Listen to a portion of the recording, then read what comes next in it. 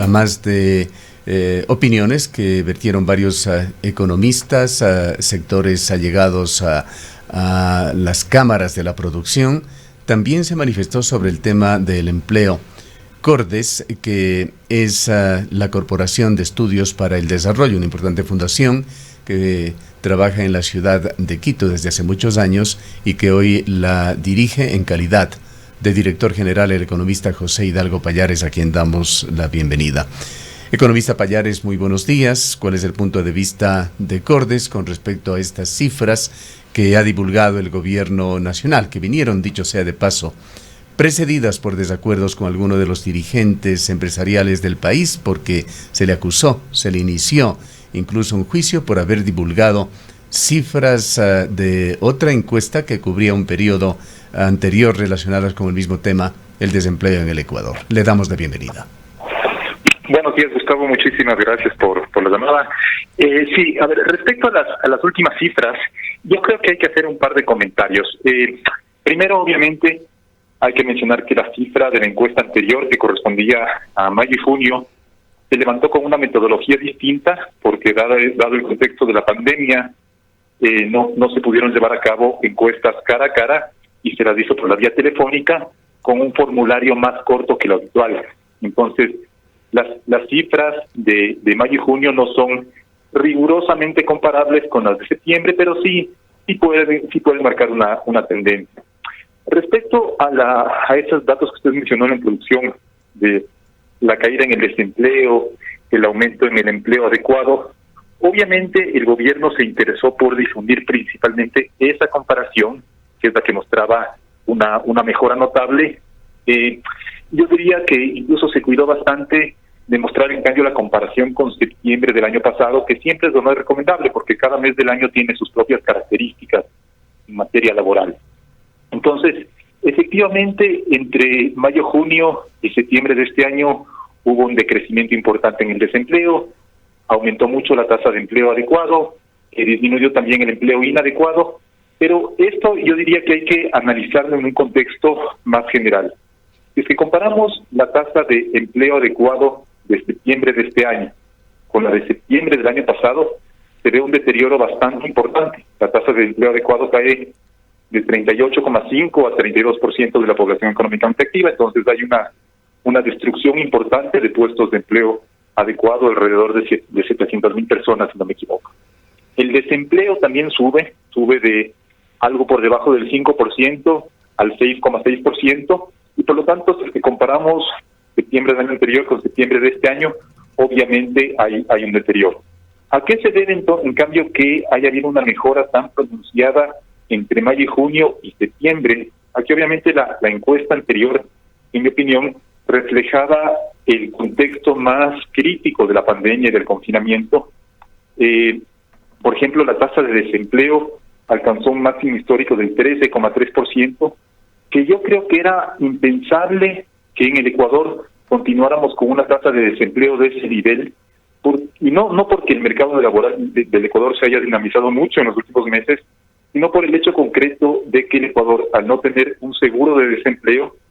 no permite que sus ciudadanos en situación de desempleo se queden simplemente buscando un trabajo. El ecuatoriano que no tiene trabajo, además de estar buscando uno nuevo, tiene que ganarse la vida de alguna manera, y por lo tanto, esa reducción en el desempleo que vimos entre mayo y septiembre no significa necesariamente que esas personas que salieron del desempleo hayan pasado al empleo adecuado. Yo creo que lo más probable, lamentablemente no tenemos los datos para constatar esto, es que la mayor parte de las personas que dejaron el desempleo en los últimos meses entraron en la categoría de empleo inadecuado, es decir, empezaron a ganarse la vida de alguna forma, pero no necesariamente en una empresa del sector formal. El dato de empleo, economista Pallares, es un dato fundamental, una de las macro cifras económicas que se utilizan para determinar el bienestar o la situación, a veces de malestar, que se dan en los distintos países del mundo. Pero la pregunta que quisiera hacerle es, en Ecuador hablamos el mismo idioma que en otros países cuando se habla de tasas de desempleo, de empleo adecuado, de subempleo, es decir, si es que poner un nombre, si es que un país como Holanda, Suecia, Dinamarca o los Estados Unidos dan una tasa de desempleo o una tasa de empleo adecuado, son comparables con las cifras que se emiten por parte de las entidades de Ecuador, en este caso el INE. No, en absoluto. Y está muy bien que usted mencione, Gustavo, los países desarrollados, porque en esos países usualmente hay dos categorías de empleo, o empleado o desempleado. No existe la categoría del empleo inadecuado o del subempleo. En algunos casos por tema de normativa laboral, por ejemplo, permiten los trabajos por hora, pero obviamente dentro del sector formal. Y por lo tanto, una tasa de desempleo, digamos, en Estados Unidos, que alcanzó también una cifra récord durante la pandemia, si no me equivoco, del 14%, significa que ese 14% no tenía trabajo, pero que el 86% restante sí tenía trabajo, y un trabajo en alguna empresa del sector formal, no necesariamente un trabajo de la jornada laboral completa, pero sí un trabajo formal. Entonces, cuando las autoridades, yo diría de este gobierno menos, sobre todo del anterior, solían comparar la tasa de desempleo del Ecuador con las de algunas veces incluso con países desarrollados, era una manipulación absoluta de las cifras, porque en el Ecuador tenemos que considerar la suma de desempleo más de empleo inadecuado, porque ese total refleja el número de personas que, queriendo trabajar, lo están haciendo en condiciones precarias o directamente no tienen trabajo. Visto desde otro punto de vista, la misma pregunta. Si es que nos guiáramos por los índices de desempleo tal como se lo utiliza en otras partes del mundo, ¿cuál sería la tasa de desempleo en Ecuador? En ese contexto, entonces, la tasa de desempleo estaría rondando el 60% o incluso más, pero, insisto, eso también es un tema de la normativa laboral ecuatoriana, porque en otros países usted puede estar trabajando 2 horas diarias y ya es considerado una persona con empleo. Acá en el Ecuador, usted, si es que trabaja 2 horas diarias y quisiera trabajar más, estaría siendo considerado un subempleado. Y si me permite, Gustavo, simplemente un tema que me olvidé de mencionar en la primera pregunta de la entrevista. Hay un dato que a mí me pareció, al momento de analizar las cifras, bastante interesante. Y es que si comparamos el subempleo entre septiembre del año pasado y septiembre de este año,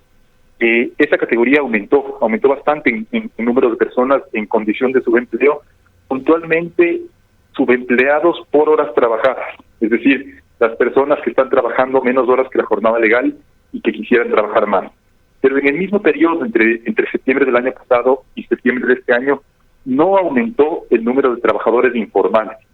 Eso, en mi opinión, estaría hablando bien de los acuerdos entre las partes que se fomentaron con la ley humanitaria, porque habrían permitido que varias personas, obviamente en acuerdo con sus empleadores, empezaran a trabajar menos horas que la jornada legal. Como consecuencia también empezaran a recibir un ingreso proporcional y menor al que recibían antes, pero que no perdieran su puesto de trabajo. Entonces, que haya aumentado el subempleo, y puntualmente el subempleo por horas trabajadas, y no haya aumentado la informalidad, me parece que es un buen resultado de la ley humanitaria. Obviamente este no es un dato que te lo puedo asegurar, harían falta un poco más de datos de la encuesta, pero todo sugiere eso, y a su vez también eso permitiría explicar por qué el empleo adecuado creció tanto entre mayo y septiembre, porque en esos meses, en mayo, hubo un crecimiento enorme del número de subempleados, y mucha gente interpretó eso como un crecimiento enorme de la informalidad, y ahora vemos que no fue necesariamente así, que podía aumentar el número de subempleados en el sentido de que eran personas que estaban trabajando menos de lo que querían y estaban ganando menos que antes, pero personas que a la larga conservaban su puesto de trabajo, y ahora que la economía se ha empezado a abrir nuevamente, volvieron a trabajar las 8 horas diarias y por lo tanto ya no son considerados subempleados, sino que vuelven a la categoría del empleo adecuado. Más allá del empleo en Ecuador, economista Pallares, hay informes sumamente preocupantes sobre nuestro país. En esta semana ha trascendido uno de los estudios que hacen instituciones internacionales, en este caso el Fondo de las Naciones Unidas para la Infancia, UNICEF, que acaba de señalar que en Ecuador 715,000 hogares se encuentran en una transición y que pasarán a vivir en pobreza multidimensional. Esto implica 3,1 millones de niños y adolescentes ecuatorianos. Sí, son son cifras realmente, yo diría, deprimentes y que reflejan lo que implicó la pandemia para la economía. A ver, la economía ecuatoriana obviamente es una economía que no venía bien, veníamos con una tasa de crecimiento prácticamente nula desde el año 2015, o sea, como para hacernos una idea, ya veníamos 5 años consecutivos con una tasa de crecimiento prácticamente nula, lo que no ayuda a generar trabajo y por lo tanto lleva a muchos hogares a una situación de pobreza o vulnerabilidad. Pero con la pandemia, la destrucción de actividades que se dio, la imposibilidad de conseguir un nuevo trabajo, muchas personas que estaban en situación de vulnerabilidad, es decir, que pertenecían a la clase media-baja y que estaban apenas por encima de la línea de la pobreza, como para que la gente que nos escucha tenga una idea de lo que significa ser pobre en el Ecuador según las estadísticas oficiales. La pobreza por ingresos en el Ecuador se refiere a las personas que tienen ingresos diarios menores a $3. Entonces, si es que yo soy un hogar de 5 miembros y en mi hogar los ingresos diarios son menores a $15, en este caso 5 por 3, soy considerado un hogar pobre. Por encima de eso, obviamente está la clase media baja, la clase media y en adelante. Y lo que pasó con la pandemia es que hubo actividades que directamente destruyeron puestos de trabajo. En restaurantes, en hoteles, en la construcción se paralizó por algunos meses y obviamente un obrero de la construcción no vive en una situación de holgura y si es que le dejan de pagar por 2 meses cae en situación de pobreza. Y lamentablemente este es un fenómeno que también amplió la brecha entre las personas que tenemos acceso a la tecnología y por lo tanto nos podemos dar el lujo, por ejemplo, de trabajar desde casa, y las personas que no tienen acceso a eso y que directamente no podían conseguir algún tipo de conexión que les permitiera conectarse con sus trabajos, perdían el trabajo. Y esto es algo que se está viendo en general en todo el mundo. Hace poco también se publicaron cifras de pobreza, por ejemplo, en Argentina, otro país latinoamericano, con un modelo económico de momento distinto, o al menos con una tendencia ideológica distinta a la que tenemos en el gobierno actual. Y también se habla de una tasa de pobreza mayor al 40% de la población en un país que hasta hace un par de décadas llevaba cierta ventaja al resto de América Latina. Entonces es una consecuencia, insisto, de una economía, en el caso de la ecuatoriana, que no venía bien y que le agarró mal parada al momento de la pandemia y por lo tanto cualquier cosa nos podía hacer caer. Lamentablemente eso se ve en las cifras que usted menciona de pobreza.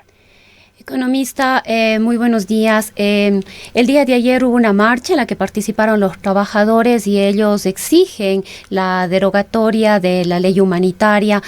hacen referencia a que esta precariza la situación de los trabajadores. Hay también desde el sector productivo, ya desde hace algún tiempo atrás, una serie de exigencias al gobierno nacional para que se reformen las leyes que tienen que ver con la contratación a empleados y trabajadores. En estos días el ministro de Trabajo habla ya de 4 nuevas modalidades de contratación, pero quizás aquí la pregunta es,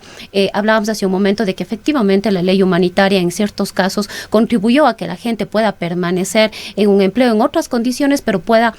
sostener su trabajo, sus ingresos mensuales para sus familias, pero nos preguntamos un poco cuáles son los límites de la flexibilización laboral frente a las denuncias permanentes y constantes de los trabajadores de llegar a una precarización. Sí, yo ahí, obviamente, y esta es una opinión personal, diría que, en primer lugar, yo no diría que fue una marcha de los trabajadores, al menos hace poquito la convocatoria fue muy reducida y creo que los movimientos sindicales tienen una representación cada vez menor de la gente que trabaja. Por otro lado, los movimientos sindicales, incluso suponiendo que no es el caso, porque por ejemplo a mí no me representan,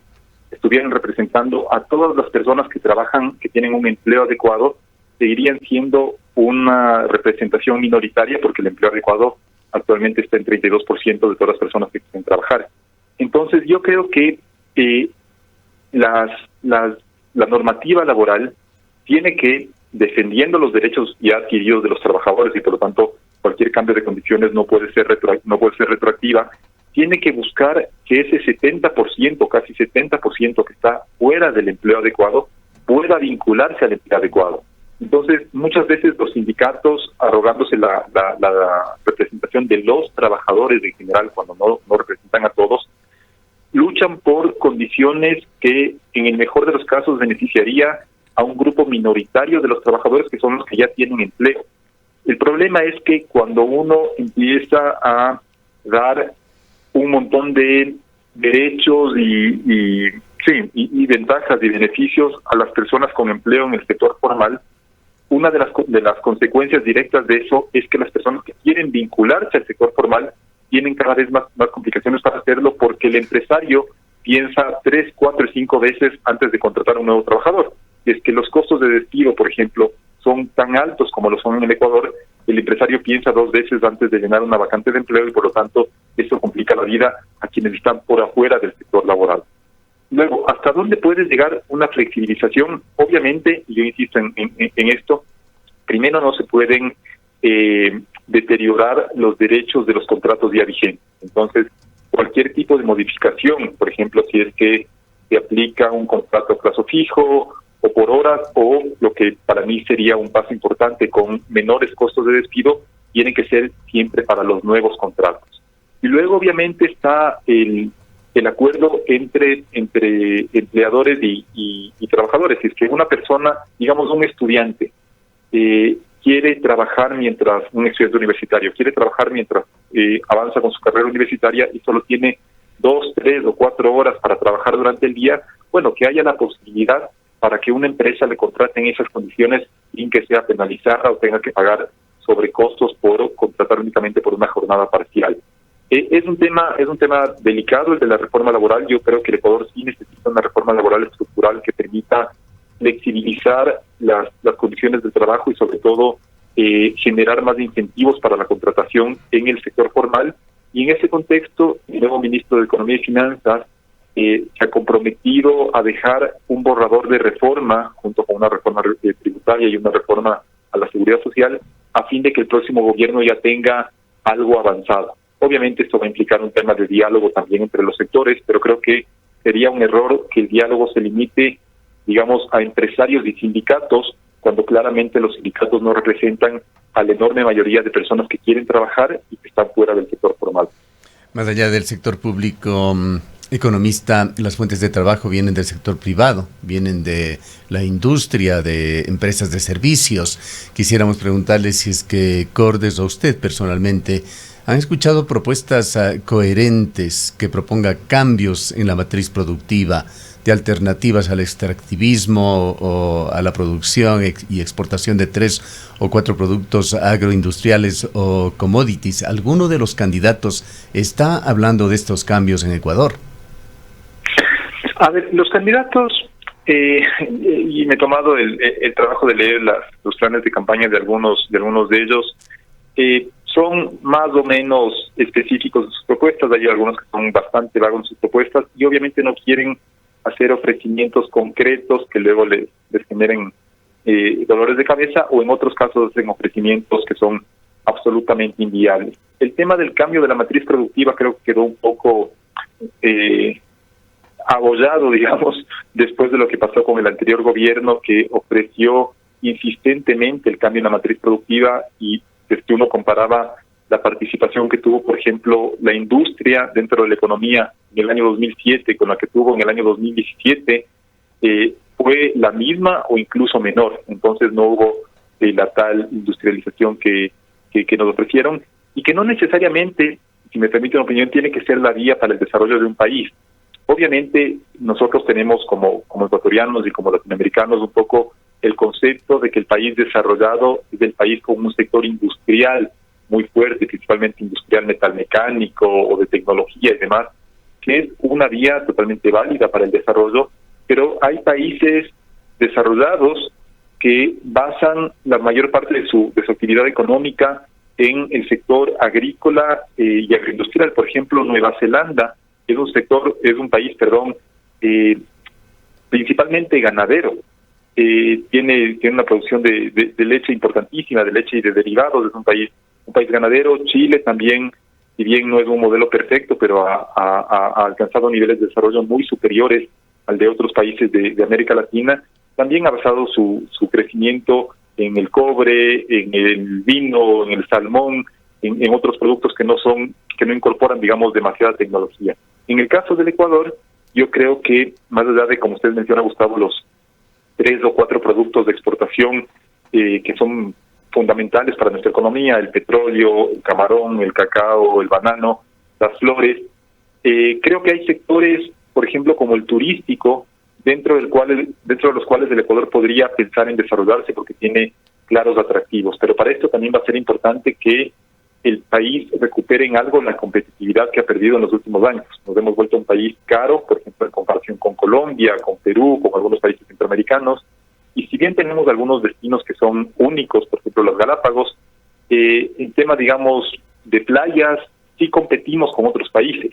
Entonces, ya al momento en que un turista norteamericano quiera ir a una playa de América del Sur, sí se fija también un poco en los costos, y obviamente el Ecuador se ha vuelto en los últimos años, en parte por medidas de política interna, como incrementos salariales algunas veces sin ningún sustento, y en buena parte también por el fortalecimiento del dólar frente al peso colombiano o el sol peruano, nos hemos vuelto un país caro, y eso obviamente complica también el desarrollo de algunos sectores económicos.